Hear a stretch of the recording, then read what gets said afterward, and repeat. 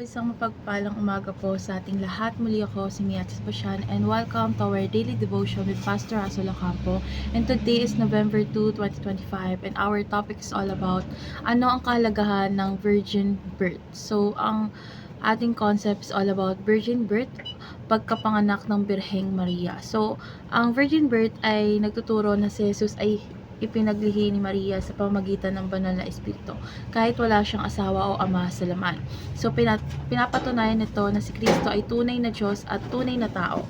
Diyos na ipinaglihi sa espiritu, ngunit ipinanganak mula sa isang babae.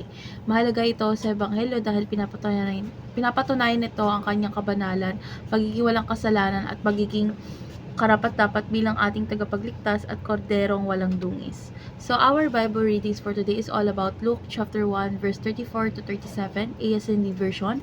Sinabi ni Maria, paano po mangyayari ito gayong wala po akong asawa?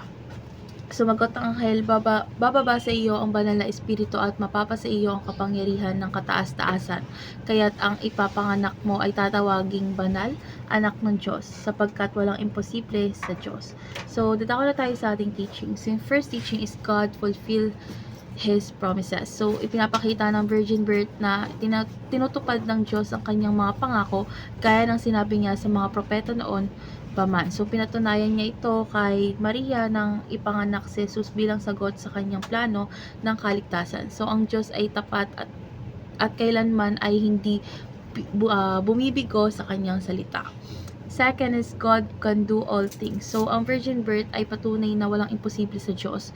Dahil sa kahit anong sitwasyon tila hindi nangyayari is nagagawa ng Diyos ang mga bagay na labas sa pag-iisip ng tao. So, kapag siya ang kumilos, mayroong himala at katuparan ng kanyang layunin.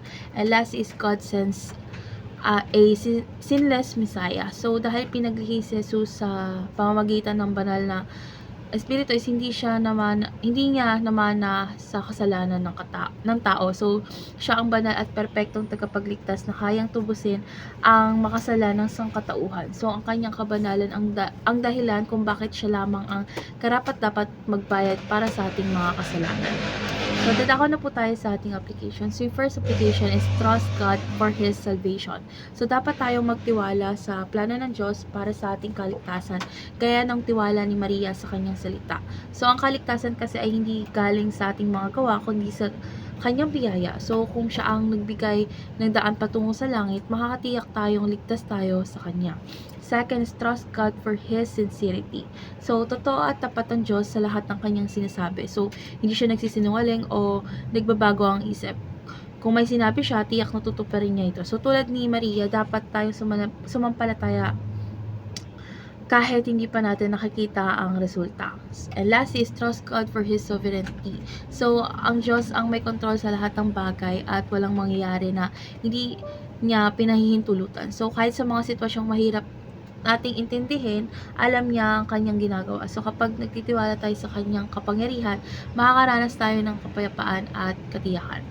So, dadako na tayo sa ating last part, which is our discussion. And our discussion talks about why do we have to trust God without reservation. So, for me, kailangan nating magtiwala sa Diyos ng buong puso dahil siya ay tapat, makapangyarihan at walang pagkakamali. So, tulad ni Maria, dapat tayong manampalataya kahit hindi natin lubos na nauunawaan yung plano ng Diyos. So, sa devotion na to, natutunan ko na ang Diyos ay laging may magandang layunin sa bawat sitwasyon at ang kanyang mga pangako ay siguradong matutupad dahil ipinapakita natin ang pagtitiwala natin sa kanya sa pamamagitan ng pagsunod, pananalangin at pag-asa sa kanyang kabutihan araw-araw. So, let's pray po. Lord God, maraming salamat po sa iyong katapatan at sa mga himalang ipinakita mo sa kapanganakan ni Jesus. Lord God, tulungan mo po kaming magtiwala sa iyo ng walang pagdududa at sundin ang iyong kalooban kahit mahirap intindihin minsan. Lord God, puspusin mo kami ng pananampalataya tulad ni Maria upang patuloy kaming umasa at sumunod sa iyo sa lahat ng panahon. In Jesus' name we pray. Amen.